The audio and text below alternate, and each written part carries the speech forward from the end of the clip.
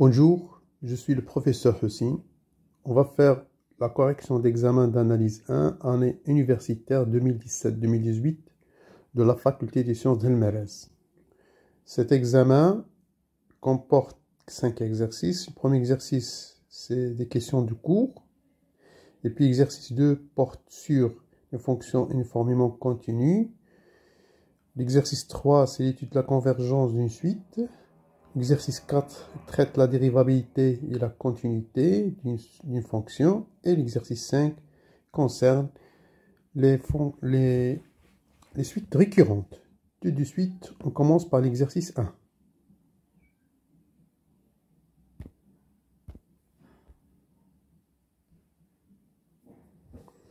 Voilà, exercice 1 comporte 3 questions. Donnez la définition, puis la propriété caractéristique de la bande supérieure d'une partie A non vide majorée de R. Donc, je vais prendre A, un ensemble de R, et que A, différents ensembles vides, est majoré. Un réel M, il dit borne sub de A si M est le plus petit des majorants de A. En général, on le note et on le nomme M, c'est le sup de A. La propriété caractéristique de ce sup, donc M égale sup de A, si et seulement si, quel que soit A dans A, donc A, ça sera inférieur à M, puisque c'est un majorant le plus petit, et quel que soit epsilon, il va exister un élément qui dépend d'epsilon dans A, tel que M moins epsilon inférieur strictement à epsilon. Deuxième question, on vous demande de montrer que toute suite croissante majorée est convergente. On va donc utiliser la question 1. Je vais prendre xn, une suite dont R, xn croissante est majorée. On va considérer la partie A, c'est l'ensemble des termes de cette suite, tels que n parcourt n. Bien sûr, A est différent de l'ensemble vide, parce qu'elle contient les termes de A, et puis elle est majorée, parce que la suite est majorée. Donc, le sup de A existe, et on va le noter M, et va être égal, c'est le sup des xn, tel que n est dans grand N. Montrons que cette suite xn tend vers M. Montrons ceci. On va utiliser la propriété caractéristique de sup. Je vais prendre epsilon strictement positif. Donc, il va exister un n0 dans n tel que m moins epsilon est inférieur strictement à xn0. Or, xn croissant, on aura donc, quel que soit n supérieur à n0, xn0 est inférieur à xn. Donc, il existe, pour epsilon positif, il existe n0, tel que quel que soit n supérieur à n0, je vais regrouper ces deux. On aura donc m moins epsilon est inférieur à xn0, inférieur ou égal à xn. xn, c'est un élément de A, donc ça sera inférieur à grand M.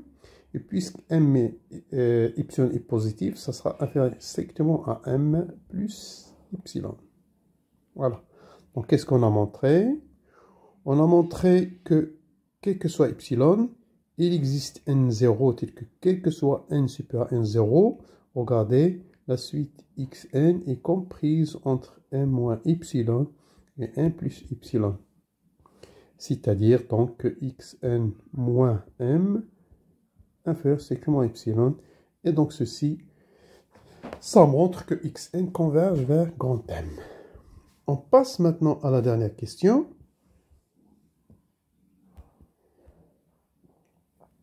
La question petit 3, on vous donne une fonction f de x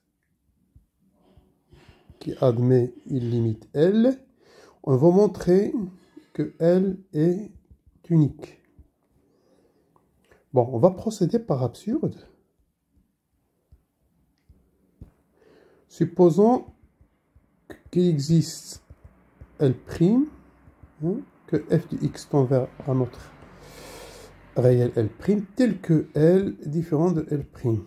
On aura donc L moins L', différent de 0, strictement positif.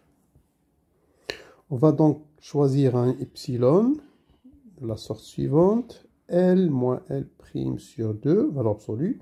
On va appliquer la définition de la limite avec les epsilons de celle-là et celle-là. Donc, il va exister alpha 1 positif, tel que x moins x0 inférieur à alpha 1, ça donne f de x moins L inférieur strictement à epsilon. Et pour la deuxième, il va exister alpha 2 strictement positif, tel que x moins x0 inférieur à alpha 2, il donne f de x moins L' inférieur à epsilon. Voilà, posons, comme d'habitude, posons alpha si le min de alpha 1, alpha 2. Si je prends un élément dans l'intervalle, x0 alpha, j'aurai donc x moins x0 inférieur à alpha 1, puisqu'alpha c'est le min, et x moins x0 inférieur à alpha 2. Celle-là, d'après 1, ça donne f de x moins L inférieur à epsilon. Et d'après 2, la deuxième, ça donne f de x moins L' inférieur à epsilon. Maintenant, je vais écrire L moins L' et ajouter et retrancher f de x.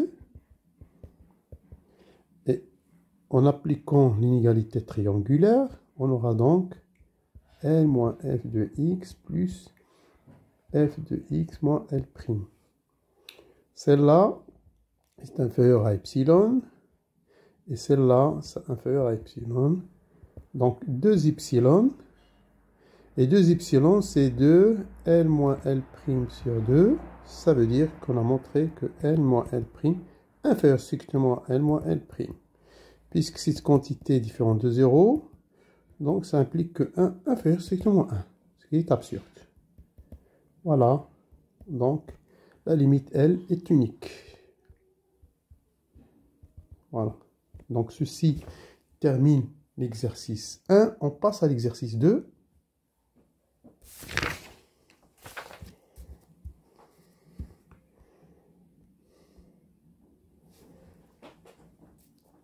Voilà, dans cet exercice, on veut donner une fonction f qui va de AP vers AP. Continue. Donc, ça exprime quoi? C'est que si x est compris entre A et P, alors les images sont aussi dans l'intervalle A et P. Voilà. Première question, montrer que f est uniformément continu. On a f continu sur le segment AP, d'après le théorème de Henn, implique f uniformément continu. Donc, toute fonction continue sur un segment fermé, sur un segment ou bien un intervalle fermé, elle est uniformément continue. Ça, c'est le théorème de Henn. Bien, montrons que f admet un point fixe. 2. Donc, existe-t-il alpha? On va chercher alpha tel que f de alpha égale à alpha, c'est-à-dire un point fixe. Cela revient à montrer que f de alpha moins alpha égale à 0, c'est-à-dire que l'équation f de x moins x égale à 0 admet une solution.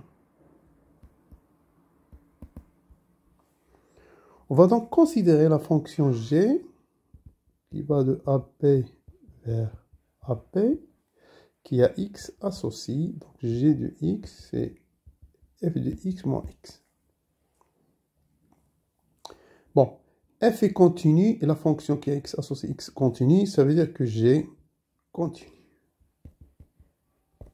Deuxième chose, g de a, ça donne f de a moins a. On a dit, regardez, donc f de a moins a, c'est toujours positif. En utilisant ça, ça c'est positif. Et g de p, c'est f de p moins p. Je reviens à ça. Donc vous aurez f de p moins p, c'est toujours négatif. Donc ces deux relations, ça me donne que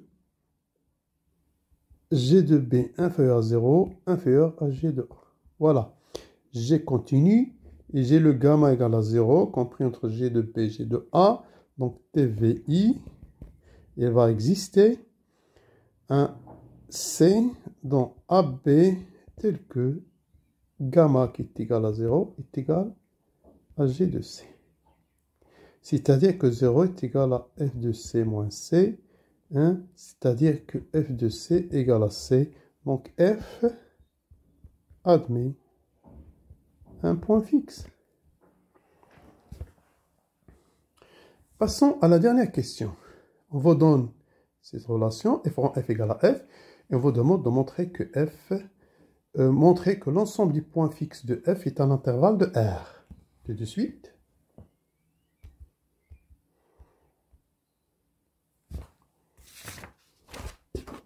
Donc, troisième question.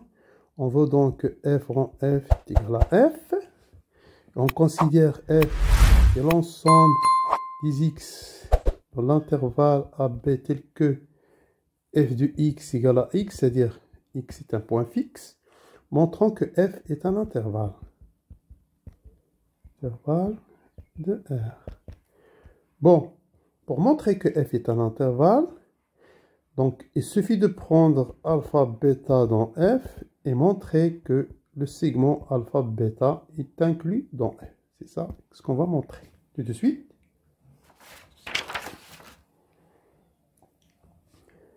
Bon, je vais prendre alpha et bêta dans f tel que alpha inférieur à bêta. Et pour montrer ceci, on va prendre un élément dans alpha bêta et montrer que t est dans f. C'est-à-dire que t est compris entre alpha et bêta. N'oublions pas que alpha est dans f, c'est-à-dire que c'est un point fixe. Ça va être égal à f de alpha, t, et f de bêta. Bêta, c'est un point fixe. Donc, il va être égal à f de bêta. Donc, f est continu. Et on a t compris entre f de alpha et bêta. Donc, TVI.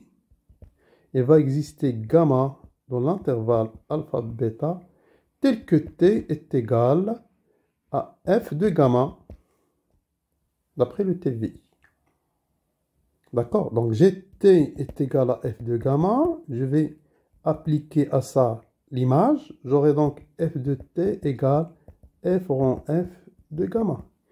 Et on sait que f rond f, c'est f de gamma. Et f de gamma, c'est t.